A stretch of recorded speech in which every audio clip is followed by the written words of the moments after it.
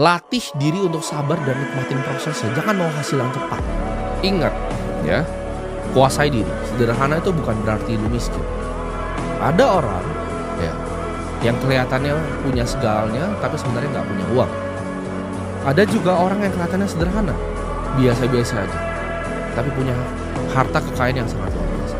Orang sukses adalah orang yang mampu berkata tidak. Nah, mampu berkata tidak itu adalah format dari disiplin. Ketika lu udah bisa kuasai diri lu bisa kuasai otot di diri lu yang namanya disiplin. Oke, ditawarin investasi A. Apakah saya mengerti A? Tidak, ya saya tidak investasi. Gue berkali-kali tolak investasi. Ya, ditawarin tim ini ada tambang nikel di sini, gue nggak peduli. Gue nggak ngerti bisnisnya, gue nggak mau ngerti itu nikel tipe 1 atau tipe 2. Ya, gue nggak mau nanti dikerjain karena gue nggak ngerti cara kerjanya smelter untuk jadi nikel tipe 1 gitu. Kalau tipe 2 nanti jadinya sendok, gue nggak mau punya tambang nikel yang jadinya sendok sama gunting. Ditawari investasi di batu bara, oh gue tidak mengerti industrinya coal. Gue nggak mengerti dan gue nggak mau sok mengerti. Gue paham circle of competence gue paham tempat yang gue jago itu di mana. Nah itu butuh yang namanya kebijaksanaan untuk lu bisa tahu tuh antara apa yang lu bisa kerjain dan apa yang lu nggak bisa kerjain. Ketika lu udah bisa kuasai diri lu lihat apa mana nih bisa dikerjain, mana yang tidak bisa dikerjain. Disiplin lu hari ini akan menentukan kekayaan lu di masa depan. Nah ini prinsip kelima yang gue pegang. Kekayaan itu harus jadi berkah. Kalau kekayaan lu tuh tidak membawa kebaikan, itu akan jadi beban yang luar biasa untuk diri lu sendiri. Dan ini gue udah alamin di level. Kalian akan paham ketika lu sudah punya kekayaan yang sebenarnya bahwa uang itu hanyalah alat bukan tujuan akhir. Kekayaan itu bukan hak lu ya, tapi hanya dititip.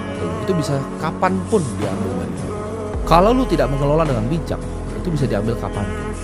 Keluarga yang sebesar Vanderbilt itu bisa diambil dalam sekejap. Sejak gue nganter minyak rambut ke JNE, ya, gue setiap kali dapat kembalian dari situ, walaupun itu buat gue makan, gue liat tukang sampah di pinggir kadang gue kasih ke dia. Ini adalah kebiasaan yang sudah gue tanam dari sejak kecil. Selalu menyisihkan pendapatan untuk dibagikan ke orang lain.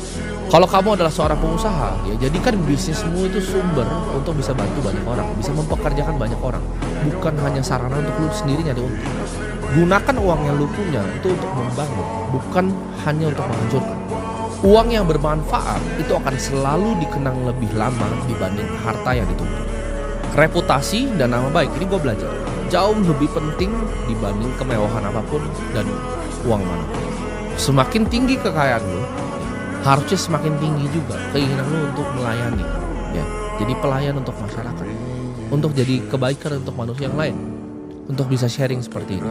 Kekayaan itu bukan tentang siapa yang paling cepat, tapi siapa yang bisa membangun kekayaan yang bertahan. Gue udah coba ya semua jalan yang ada di dunia ini, jalan yang cepat, ya, jalan yang keras, jalan yang kasar, jalan yang sangat sulit, jalan yang mudah juga. Tapi akhirnya gue kembali balik ke satu jalan, yaitu jalan yang bijak.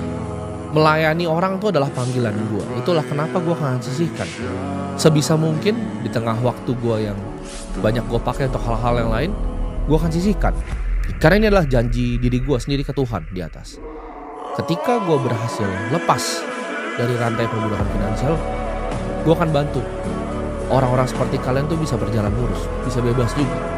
Dan semoga kalian semua di sini ya, yang sudah ngikutin gue dari lama, itu gak cuma sekedar jadi orang yang kaya, tapi kalian bisa tumbuh juga menjadi manusia yang bijak dan bisa melayani banyak orang juga nantinya, terusin tongkat estafet.